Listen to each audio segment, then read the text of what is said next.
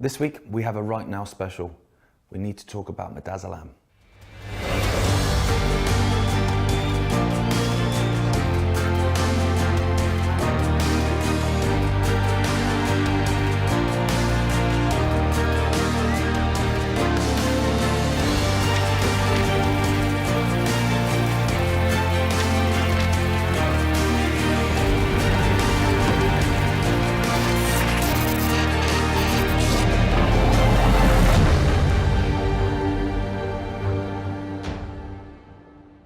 Hello and welcome to Right Now. Jackie Devoy has appeared on Right Now before. She's a journalist, but an actual journalist, not just someone that calls themselves a journalist with their fingers tightly crossed behind their backs. Because she has a reputation for following the truth rather than the route of least resistance, Jackie attracts an awful lot of whistleblowers that want her to share their stories. So, after a year of researching a story and hearing countless real-life accounts, she approached 28 different mainstream media outlets to pitch what she felt was an enormous story. None of them took it. We're talking about a story of state euthanasia and a drug called midazolam. It's a huge story. Surely the mainstream media would want to be the ones that broke it. Well, we'll have to do their jobs for them then. It certainly won't be the first time. Today we'll be hearing from Wayne, Ruth, Emma, Ravi and Celia, 5 whistleblowers that are going to tell us about their personal experiences and their campaigns for justice. We're also going to be talking to former Manchester mayoral candidate Michael Elson. We'll be talking about the now scrapped, apparently, Liverpool Care pathway, or rather the pathway to death as it was known. We'll be discussing how this barbaric policy that gave quotas and financial incentives to hospitals to place patients on end-of-life care, how it was brought back in 2020 as a coronavirus response. But first, Jackie is joining us to blow the lid off of all of this. Hi, Jackie. Last summer, someone contacted me. As a freelance journalist, I get a lot of people contacting me about various stories that they might have. He said to me that his father was murdered in hospital, which was pretty shocking. Now, had I been any other journalist, I probably would have thought he was mad or distressed, in denial. You know, people can do very strange things when they're bereaved. But because I had been looking into this for some time, because I'd had lots of people coming to me about it, and I'd actually done an interview with your dad, David, in December, I took it seriously. So me and this man started, he'd been researching for a few months at that point anyway, so I started to help him look into it. And what we found out was pretty shocking. So fast forward almost a year, and we have now got a lot of evidence that what he said was actually true, not just for his father, but for a lot of other people's relatives as well, who were victims to this protocol, shall we call it. So I decided that this needed to go public. So I contacted, like I usually do, lots of editors, 28, I think, initially. I've done a few more since. And after I sent that email out, the emails out to the 28 editors, I woke up the next morning thinking, oh my God, my inbox is going to be absolutely flooded, you know. Yeah, that's what you'd expect. Yeah. So I was really shocked to find not one single reply. But that's quite unusual, because some of the editors were editors that I work with on a regular basis anyway. So to have them ignore me was quite unusual. So that really kind of jarred with me. I thought there's something going on here, because that's strange. A couple of days later, I got a reply from one editor to tell me he wasn't in that week. Then I got another reply from another editor saying she'd passed it on to someone else. And that was about it for the next few days. And that said a lot to me, because I've never been blanked so broadly before. So what I'd actually pitched to them was a story backed up with a lot of evidence that the elderly were being killed in hospitals, care homes and hospices, being put on end-of-life care before they needed to be. shall we say. And I spoke to probably around 50 people who'd experienced this firsthand, or their relatives were victims. And I found 16 who were willing to speak to the papers and to go public, and also come on shows like this. So that's where I am with it. I know we haven't got much time today, so I don't want to spend too much going on about it, but we have so much evidence now. We've got documents from the House of Commons. We've got documents to prove that midazolam was ordered last March by Matt Hancock to treat COVID patients. How midazolam can treat COVID patients, I do not know, because COVID is allegedly a respiratory disease, and midazolam works by suppressing the respiratory system, leading to death. The more midazolam you give, the more likely the person is to die. It's used in America as an execution drug, in a huge amount, obviously, just to make sure, but you know, it's a horrible, horrible way to go. I've got evidence that midazolam was given to unconscious patients, people who'd had one jab, fell unconscious, and then while they were unconscious was still being administered it. Why? That doesn't make any sense. There's so many stories, as you know, and we're going to hear some of them today, this evening.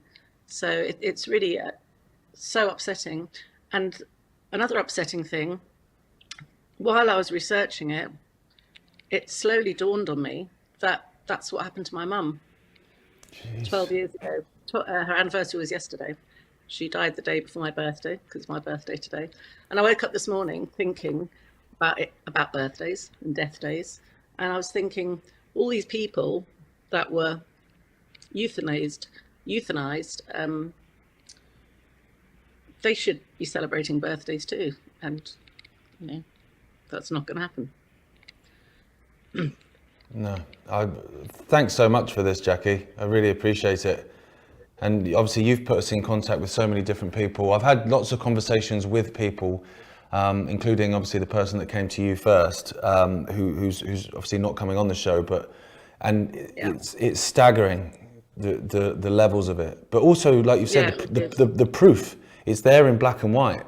And you know, people can dismiss this as much as they want, but it's right there. And obviously it's something that, you know, we're looking at, and a lawyer called Claire is looking into it really like in depth, in terms of the amount of this drug that was administered compared to other years. And like we're looking at exact figures, it's insane. It's on average around about 100,000 more doses on average per month than before the pandemic. And the excuse is that it's being used in terms of operations, so it's used, you know, as part of the anaesthetic. There haven't been any operations. There haven't been operations. Yeah, exactly. So it just exactly. So where is this drug going? Obviously, thanks to yourself and others, we know exactly where that drug's going. Well, yeah, and Claire's been on board since last year as well. You know, in fact, she's been so busy. I think the last phone conversation I had with her was last August. So she's, but I know she's been beavering away in the background, as we all have. And we're all coming to the same conclusions. And Matt Hancock and co, and the four horsemen of the apocalypse, as a lot of people call them, they need to answer some questions now, because they've got blood on their hands. They really, really have. Absolutely, they have. More apparent by the day. Yeah, and I would urge people that are watching this from different countries, have a look at your own public health systems, because I guarantee that midazolam is not just an English thing. No chance. No, not at all. Not at all. No. Yeah, it's. I think it is happening worldwide. I haven't been able to look into it worldwide. I've only looked into it in the UK, but it's a lot of the people who are going to be speaking on the show today are really nervous about doing it, but they know they have to do it because, you know, it can't carry on. No, absolutely not, and we mustn't let them get away with it. Thank you, Jackie. We really appreciate it, and have a lovely birthday as well. Oh, thank you. Yeah, Cheers. Bye. Thank you. Bye-bye. Bye. Bye. We were joined yesterday by a lady called Celia who told us about what had happened to her partner. Hello Celia, thank you very much for talking to us. With your story and, about your partner and the NHS, we're going to go all the way back to 2017, that's right, isn't it? Yes. So what happened? Well, Brian wasn't that well. He had COPD, but he was fine with that. And he had pains in the ribs, so he had a CT scan on the 25th of August, 2017, and the result came back that there's no sign of any cancer. You may have got a hiatus hernia, and we'll refer you to the gastroenterologist. But by the 16th of September, he'd got low saturations, and so he lasted like that for about 2 days, and then I called an ambulance, and he was admitted to the Royal Gwent Hospital in, am I allowed to say what hospital? Yeah, that's fine. Okay, he was admitted to the Royal Gwent Hospital, it's all in the public domain anyway, on the 18th of September with a diagnosis of low sodium and a chest infection. And he was given antibiotics and oxygen, and he was there a week, and then I got summoned into the office, and I was accused of causing his low sodium by giving him unprescribed furosemide, which was totally ridiculous because they'd given it to him, and it was prescribed. And in fact, Brian hadn't even taken it as prescribed. He'd taken far less. And the cardiologist confirmed this later, much later, sadly too late. So I was given restricted visiting, and the next day I was allowed in for an hour. I wasn't supposed to go in on a Wednesday, which was the 27th. And that was the day that he was given a medication in error, and he was dead within 90 minutes. He'd been walking around the ward. He was better from the point of view of, his chest infection. He wasn't on oxygen. They'd taken his clothes and they'd taken his shoes, so he couldn't leave the hospital. And this illegal dolls had been put on him on the 26th, but nobody knew about it, so nobody could appeal it. And the Ombudsman in Wales has upheld all my complaints. They said that the dolls was incorrectly, illegally implemented. It violated the policy, the dolls policy, and it wasn't done according to the Mental Capacity Act. And they also held that they violated the visiting, and that violated human rights. The Ombudsman had the capacity and was able to find out all these things because they got the actual notes and they were able to research. But it took until December 2019 for the Ombudsman to report on all this. It took them 18 months. And there was a post-mortem, and that showed a tumour the size of a tennis ball in his esophagus, which was really the cause of the low sodium. And there's still things that, in my opinion, haven't been done. There was a do not resuscitate order, and that was saying he was confused with no relatives. I only found this looking in the notes 10 months after he was dead. I found out everything then, but it was shocking to see all the falsified notes.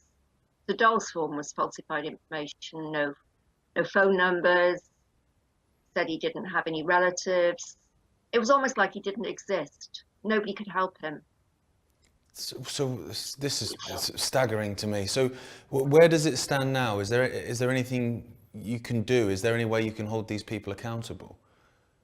Well, I've made a complaint to the police about the falsified dolls form, and I think he was neglected because when he was in hospital, he was dehydrated, very dehydrated. This dehydration was apparently meant to be treatment, but it was, he was on something like 750 mils of fluid a day, or 500. The day he died, he had less than 400. And I actually watched a nurse throw away his water. It was just shocking. He lost 2.5 kilograms in weight in 5 days. His food was put out of reach, and he was denied visitors in the last 2-3 days of his life, which is horrible, shocking. I mean, nobody gets treated like that, but he was. It's outrageous, and I just hope that there is something that you can do going forward, whether it be an inquest or something, to try and, you know, hold some people accountable. I'm hoping to get an inquest, because I haven't seen a doctor since he died, and that's really not right. I mean, I was a nurse, and the people I saw the night he died, one was not even qualified, and the other one had just qualified, and they looked so frightened, and they were kind of like very uneasy and you know, perspiring heavily. It was just very shocking. I've never encountered anything like that in 30 years of working in a hospital. If we could keep in touch, if you don't mind, and let us know if anything moves forward with that inquest, because we'd love to talk about it if indeed this does happen. And I just want to say thank you very much as well for telling us your story, and I sincerely hope that some justice can be meted out. Well, thank you for letting me speak, because so many injustices go unnoticed, and people very often are too shocked to do anything about it, and they just go away, and I just wonder how these people are. But I just feel that, you know, it has to be safer for other people out there, because, you know, Brian can't be safe, but other people could be. Absolutely, and that's what this whole awareness is about. So thank you again, and like I say, please keep in touch. Okay, thank you. Thank you, goodbye.